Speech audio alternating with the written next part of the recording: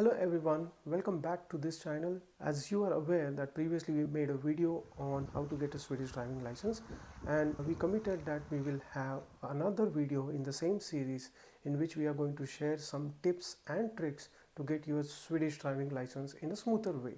And this is the exact video what you are looking forward to. In this video we will talk more about how to make your Swedish driving license journey much easier. This is more about the tips and tricks which might help you in your Swedish driving license journey. We will break down this video into a couple of parts. First, we will talk more about the practical exam, and then how exactly you should prepare for your practical exam. What are the key points which you should focus before you even choose the test center where exactly you are going to go and give your practical exam.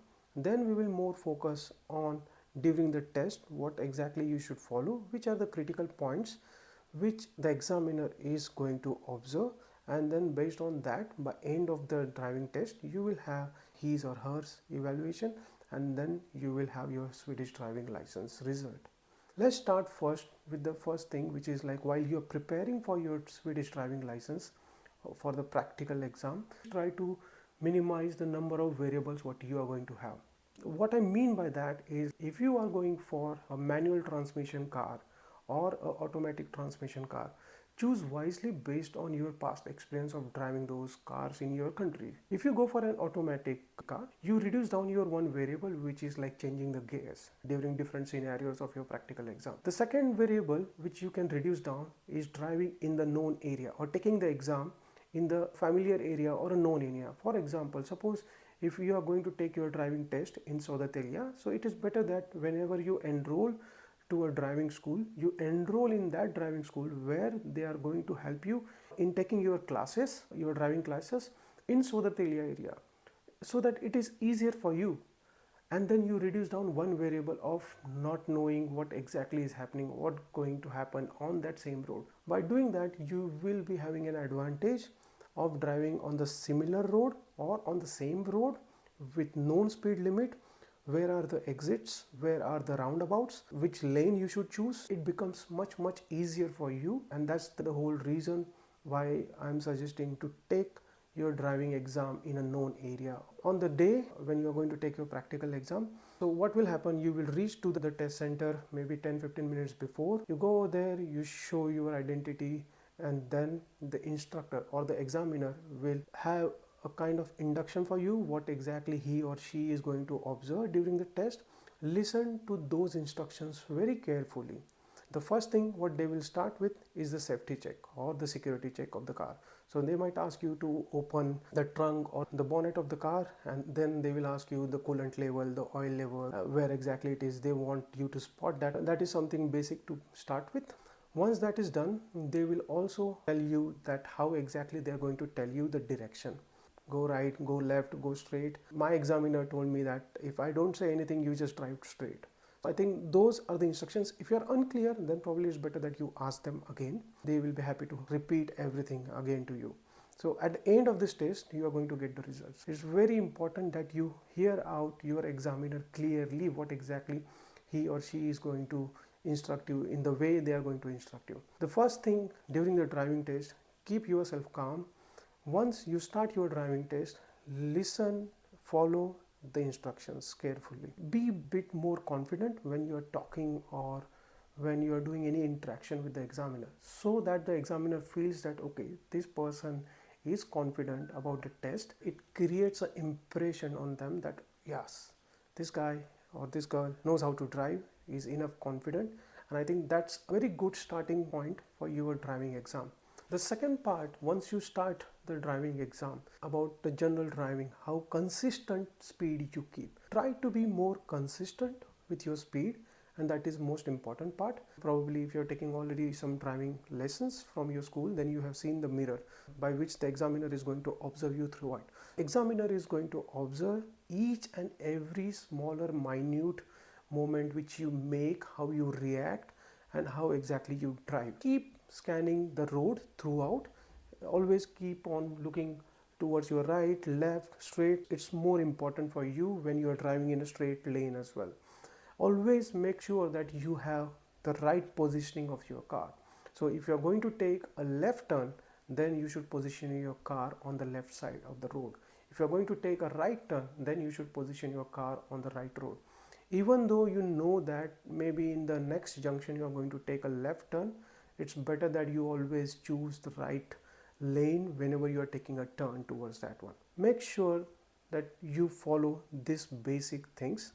The most important thing, what they are going to observe, how safe driver you are. It becomes much more critical when you try to see that there is a pedestrian who is about to cross the path, and then there is a crossing as well.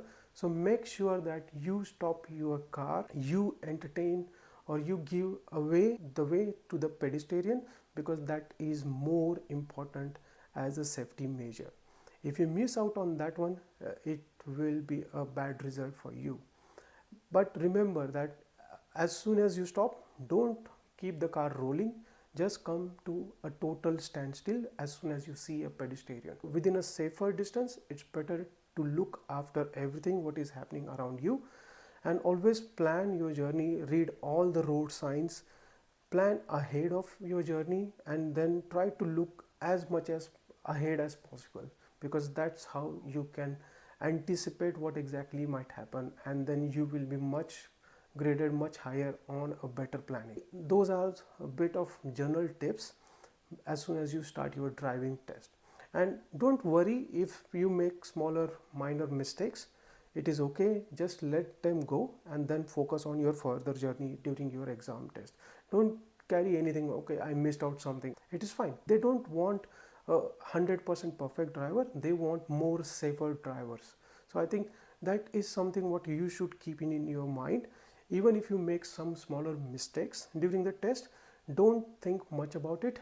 Just deliver whatever you are supposed to deliver over there, and then focus on your next part of your examination. Now when we talk about roundabouts, because that's the general type of roundabout, as you are aware that the roundabout might have multiple exits depending upon whether you are going to take first exit, because as soon as you are about to reach the roundabout, the examiner will tell you clearly which direction or where exactly they want to go. You can see the signboard and plan accordingly. If there are multiple exits to that particular roundabout, keep your car position as required.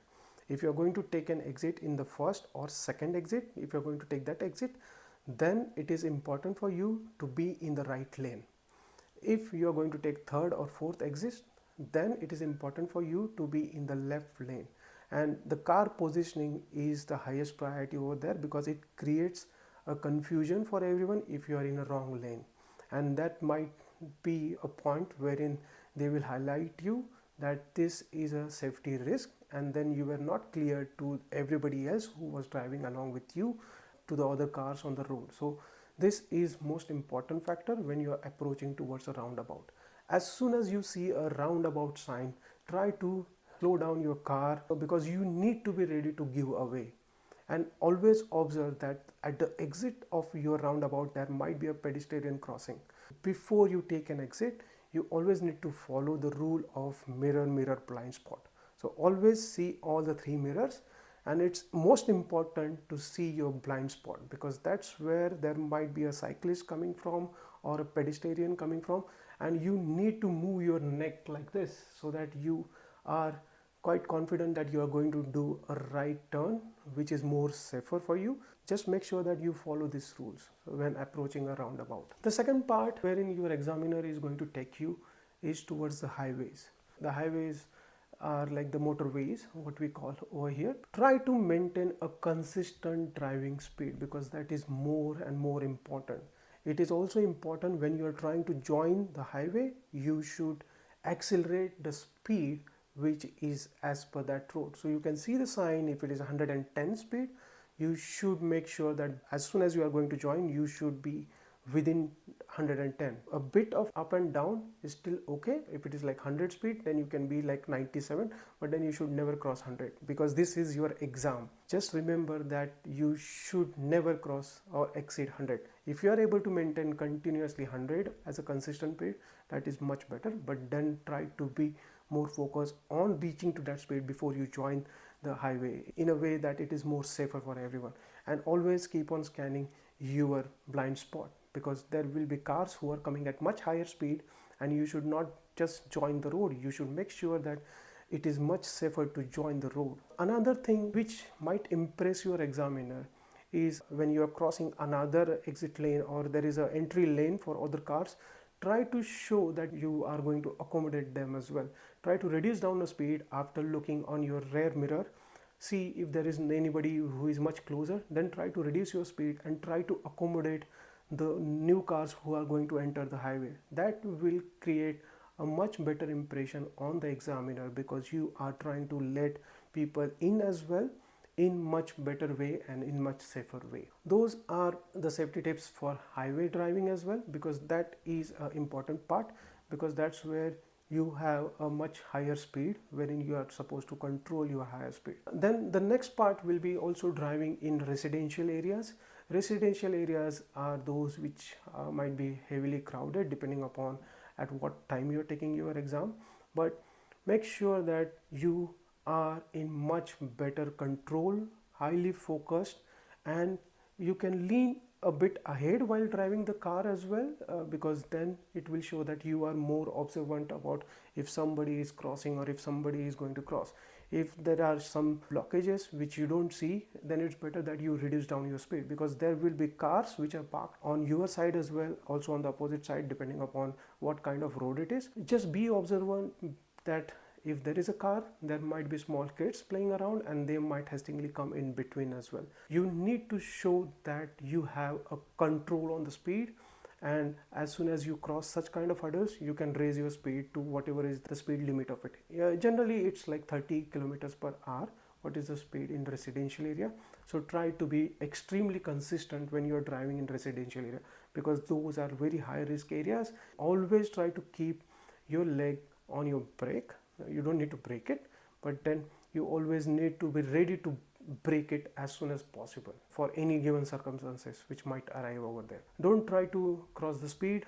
Make sure that you look after right hand rule, because right hand rules are very much predominant and people should observe that when they are driving into a residential area. So right hand rule becomes much more important while you are driving in a residential area. The next part what we are going to talk about is country roads. Country roads, it is at times tricky because they will try to test you if you can make a left turn on a country road. And then for country road, you know, the road is quite straight and you can see much more ahead. So it is much better that you plan it more consistently. Usually country roads have a speed of like 70 km per hour. It's more important that you maintain that consistent speed, because people will be also behind you, and then there might be a queuing as well on the road. So depending upon that, you can choose how much or how consistently you want to drive, but then make sure that you are consistently driving at the given speed. And if suppose you see there is a oncoming traffic as well and the examiner has asked you to take a left turn, see and plan if you can really make that turn. If you can't make that turn, it's okay. You can tell examiner that it is very risky to make this turn, but then I will go ahead and I will take a U-turn and then I will come back to this spot and then we can go towards right, because it is better to avoid such kind of situations and just be very clear with the examiner. It is very risky to take this left turn and I will go ahead and come back by taking a U-turn. On country road, that's the most important factor which you should look into. I was failed on this aspect because I didn't plan it in much better way. This might be helpful for you as well, because you might be asked to take a left turn on a country road. Another tip which I got from my examiner after I completed and I cleared my exam was, whenever I was going to a roundabouts, I was always trying to look after the indicators of the cars who were joining that, so that I can understand where exactly they are trying to make a turn, if they are going to exit or if they are going to go around the roundabout and take another exit. He told me that it is not necessary that everyone follows the rule. Most of them, whatever I have seen, follow the rule over here, but then not everyone is going to put an indicator. So it's better that you look at them and you follow their tires as well. So a car joining a roundabout and then supposingly the car is standing towards the first exit and I'm at the second exit as such, and then I can see at the car's wheel, because the wheels are not going to lie to me, and that was his pro tip. You can understand from this small factor that how much observant any given examiner has been with me. They observe every detail what you do, every movement of your neck, every movement of your eyes, they are observing. So it's more important that you show that you are 100% attentive, you are focused, and you are more calm as well. If you have a bubble gum, it might help you in bringing you down as well. I think that's one of the tips you should remember whenever you are trying to see or understand what exactly the other drivers are trying to do during your roundabouts. Another thing, it is not always possible to have, as we wish everything, that I will get test at this particular driving school or at that particular driving center itself. Instead of Sodatelia, I might get something in Faster Stand or maybe somewhere else as well. It's better that you can always use Google Street View as well, and I have kept scanning that for a couple of times depending upon which test center I'm going to do. What you can try to do is like go to Google Street View and try to scan the road as well, and you can see all the speed limits. The Google Street View might not be that consistent depending upon when it was updated, but then more or less you will have a better understanding of that particular road where you are going to give your exam as well. I think I would suggest, if you are not able to drive where exactly you are going to take your exam, it is better that a day before as well you start scanning all the roads where probably you are going to have it. The most important part is when you are going to drive on motorway, it's better that you study the exits and the entry points as well, because that is going to play a major role, because sometimes the entry lanes are a bit small, sometimes they are a bit long as well. So you know how much or how fast you should act and you should join the main road. I think those were all the tips which I wanted to share with you. I hope you will like it. If you have any further doubt, please feel free to write any of your queries in the comment box related to Swedish driving license. We will be happy to respond on that one. And thank you and all the best for your driving license journey. I hope you have your Swedish driving license as soon as possible. Thank you. Take care. Bye bye.